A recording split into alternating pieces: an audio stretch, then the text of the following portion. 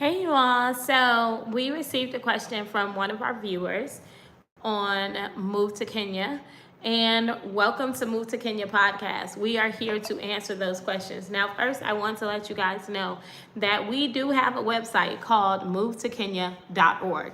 And we want you to check out that website. Go ahead and book your free consultation because those one-on-one conversations make a difference. Communication rules the nation. So you want to be able to communicate. You want to be able to talk about your personal needs.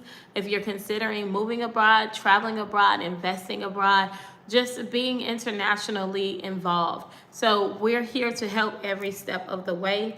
And we want to let our viewers know that we care about every one of our comments, every one of our responses, every person that watches. It means something to us. So hang on one second. So what we want to clear up is a lot of misconceptions, a lot of misnomers that people often have with moving or traveling abroad. And I want to make that clear. First of all, no matter where you move, there is a general standard across many countries, whether it's Africa, whether you're moving anywhere in the world, most places have a similar process. And that process I like to call the 5 to 10 finger method of moving. So the full hand. So it's hands on. So you got one hand, you got two hands. So let's start with number one. The hand method helps you to kind of process everything that comes with the criteria, because the question that the viewer asked is, what criteria is it to move to Kenya or to move abroad? So if you have your hand out, just remember that it's first. I'm sorry about that. First, my thing said low power. So first is your thumb. So we're gonna start here. Retirement.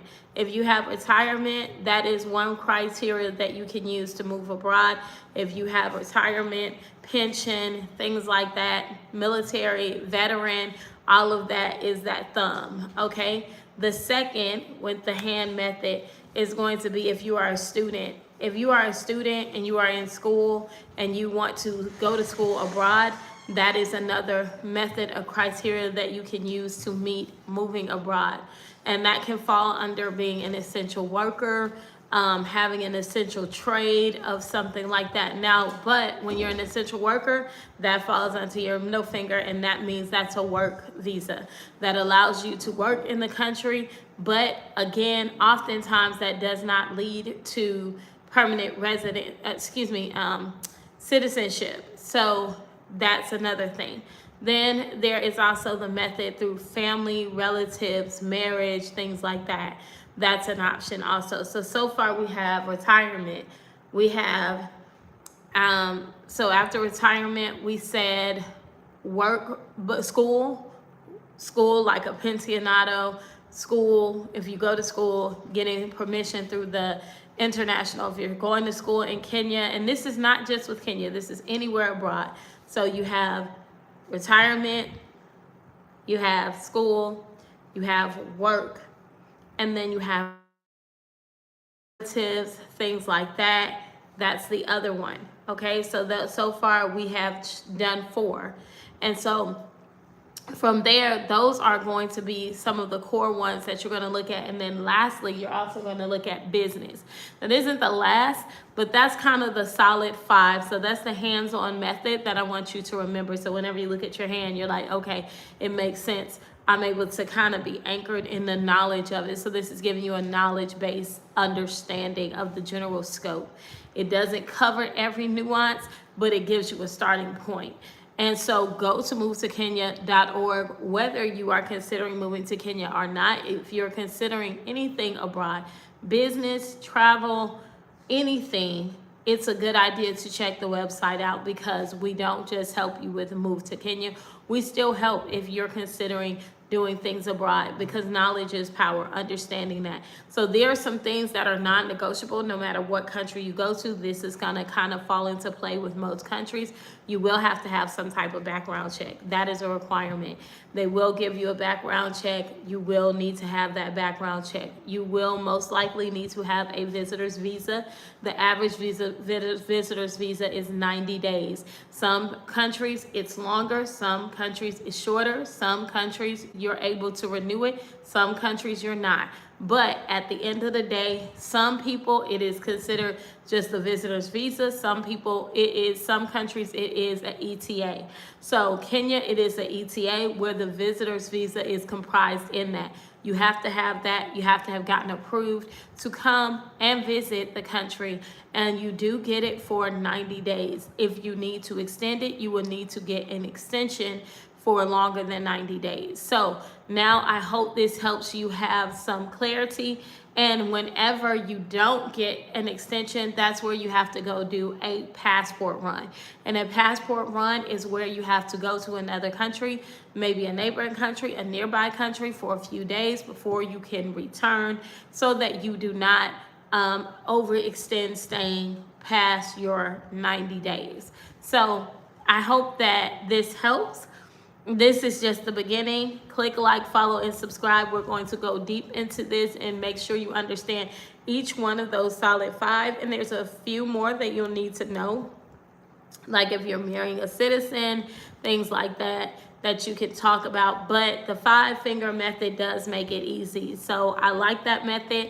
It is a great, easy way to remember. You've got retirement, you've got school, you've got work, you've got business, if you're building a business in the country, and then you also have, did I forget one? You got retirement, work, school, work, business, marriage.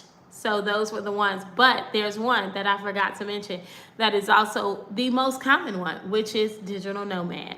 So if you're a digital nomad, meaning you're making money in your home country, but you're able to work abroad, then that one is, but to me, it still falls under work. So that's why I said it's still a type of work, but it's just different. You have 2 different types. You have digital nomad, and then you also have if you want to work in the country. So if you want to work in the country, it's going to require someone to hire you and give you that, meet all those requirements that are required by the country that you're going to stay in, so that you can get approved to work in the country. But that doesn't lead to citizenship.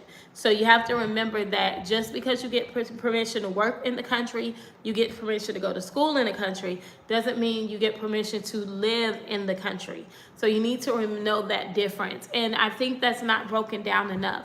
But when you get through watching this, and listen, if you care about people and you know that it's a lot of people looking at how do I live abroad, then you need to share. Sharing is caring. So click share now. Share this with someone. I'd rather them have the information and don't need it than not have the information and need it. So I hope this helps. We're going to go over this a million times over, and that way everybody knows it, and it's going to end up being just something that's trending. But you heard it here first. I invented the hand method. I invented the 5-finger method because I feel like it keeps it simple. And a lot of times, a lot of people don't consider moving abroad just because of that.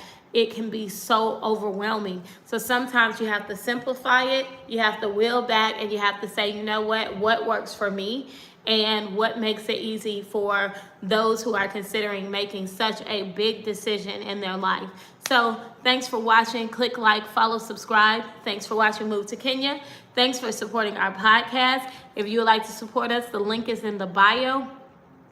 Give, and it shall come back to you. Good measure, pressed down together, and running over. And we appreciate everybody that gives into what we're doing, because it is ministry. Sharing is caring. And thank you so much. We love you, and we'll talk to you soon. Bye.